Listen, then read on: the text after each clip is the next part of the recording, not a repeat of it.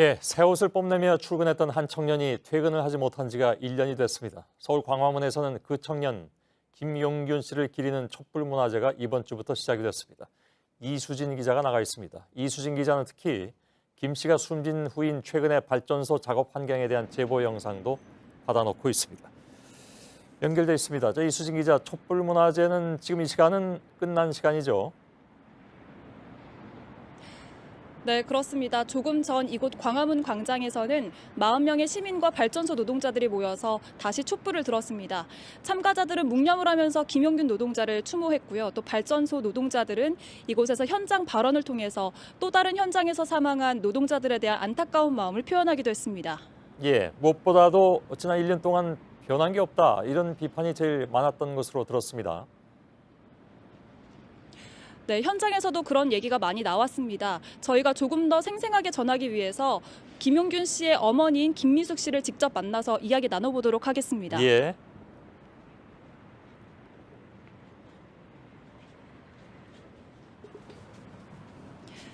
네, 어머니가 제 옆에 나와 계시는데요. 특조위 권고안이 받아들여지지 않았다라고 현장에서 말씀을 하셨습니다. 그 부분에서 어떤 부분이 가장 심각하다고 생각하시나요? 지금 2인 1조가 위험한 일은 다 2인 1조를 하게 되어 있는데 이런 것도 제대로 이루어지지 않고 있고, 그리고 지금 노무비 착복도 반 이상을 하청이 착복하고 있습니다. 이것도 있고 또 그 이번에 특조위 공고안에서 밝혀진 게 1급 발암물질이 현장에서 그 분진이 많이 날리잖아요. 이런 것들을 그 현장에서 일하는 사람들이 다 마시고 있었습니다. 현장에 있는 노동자들이 안전하지 않은 게, 그래서 건강이 나빠지고 있다는 게 이번에 통해서 나왔습니다. 네.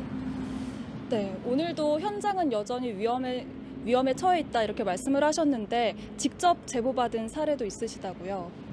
이번에 밝혀진 게 용균이가 일했던 곳 말고 다른 화력 발전소가 용균이처럼 그 성인이 반 이상을 꾸그려서 들어가서 일할 수 있는, 그렇게 일하는 사람들이 많이 있다고 이번에 밝혀졌습니다. 안전 펜스가 쳐져 있는 곳이 용균이가 일했던 곳밖에 없습니다. 정말 열악하게 정말 죽을 수 있는 그런 현장들이 아직 바뀌어지고 있지 않아서 정말 답답합니다. 예, 이수진 기자, 잘 들었습니다. 네.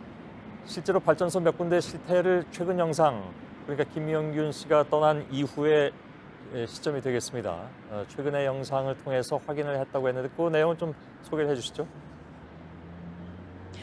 네, 저희 취재진도 몇몇 발전소의 영상을 입수를 했습니다. 저희가 확인을 해보니까 김용균 씨가 사망했던 그 발전소 환경과 비슷한 환경에서 여전히 일을 하고 있었습니다. 이 내용은 저희가 리포트로 준비했습니다. 예.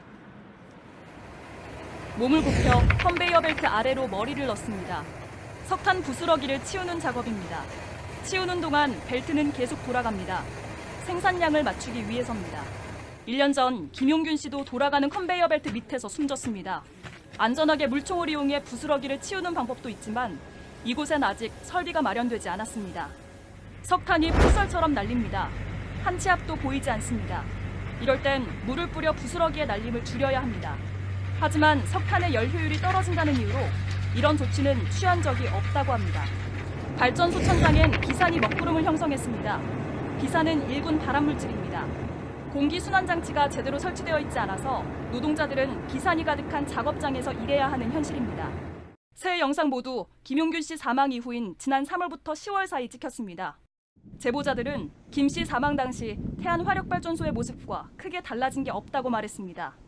이들은 1년간 노동 환경이 바뀌지 않은 것에 대해 큰 상실감을 느낀다고 전했습니다. JTBC 이수진입니다.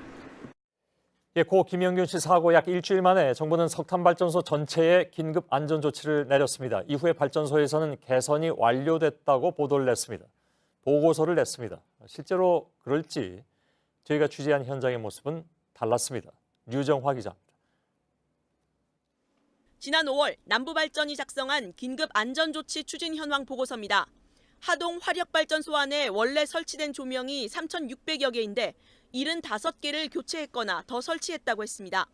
추가로 조명을 달거나 교체할 계획은 없다고도 돼 있습니다. 현장을 가봤습니다. 국가보안시설이어서 접근조차 쉽지 않습니다. JTBC가 입수한 발전소 안쪽의 영상을 보면 석탄을 내려놓는 컨베이어 벨트 근처 200m 구역엔 여전히 조명이 하나도 없습니다. 빛을 비추자 날리는 석탄가루에 앞이 잘 보이지 않습니다. 이 발전소엔 이런 곳이 3곳 더 있습니다. 특조위는 발전소가 거짓 보고를 했다고 판단합니다. 그래서 옆으로 넘어진다고 생각해 보면 컨베이어벨트 돌아가는 쪽에 실제로 넘어지게 될 수도 있고 그 정규직이 외주화를 준 곳이에요. 하지만 하동 화력발전소 측은 보고서가 잘못됐다고 말했습니다. 조명을 더 설치할 예정인데 반영이 안 됐다고 주장했습니다. 근데 밤에는 거기 일을 안 하나요? 밤에도 일을 해야겠죠. 계획하고 이제 실행할 건데 그럼 큰 문제는 않을까. 또 천장 일부가 아크릴이어서 빛이 들어오기 때문에 추가 설치를 하지 않았다고도 해명했습니다. JTBC 유정화입니다. 여기 뉴스룸은 고 김용균 씨의 일주기를 앞두고 노동 현장의 문제점을 집중 보도하고 있습니다. 오늘은 안전을 챙기지 않아서 노동자가 사망했을 때 사업주가 어떤 처벌을 받는지를 따져봤습니다. 직원들 회식비보다 적은 벌금형이 나오거나 집행유예에 그치는 경우가 대부분이었습니다. 먼저 하혜빈 기자입니다. 고장이 나가지고 그거를 이제 그 잭저기 밑으로 애가 들어갔다가 나오는 순간 이게 기계가 오작동을 이렇게 내려오면서 이제 애를 눌러버리는 그런 사고거든요. 사고는 순식간이었지만 원인은 수년간 누적된 것이었습니다.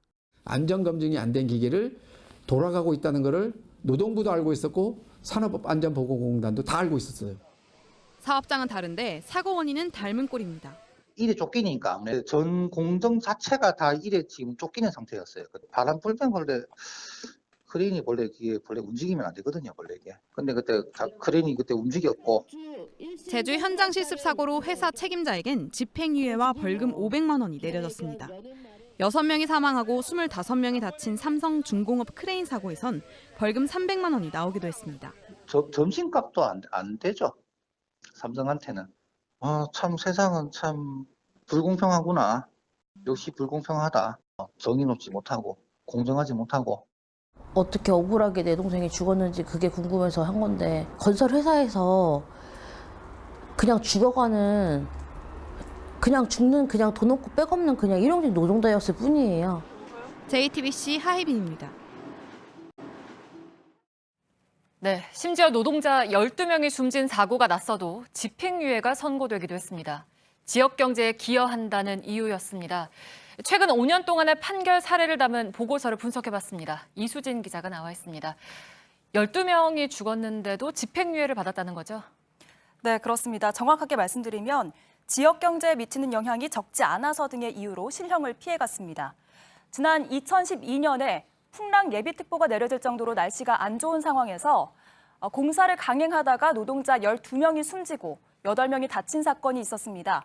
재판부는 사업주 박모 씨에게 징역 1년 4월에 집행유예 2년 처분을 내렸습니다.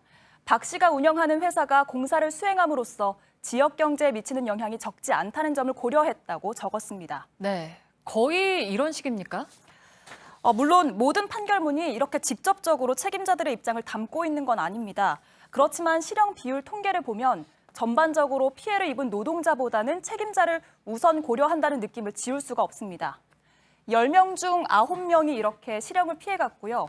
징역을 선고받은 사람은 3%가 채 안 됐습니다. 재범 비율은 76%나 됩니다. 네, 재범률이 이렇게나 높은데 그러니까 처음에 약하게 처벌을 받았던 게 나중에 또 약하게 처벌을 받는 이유가 된다면서요?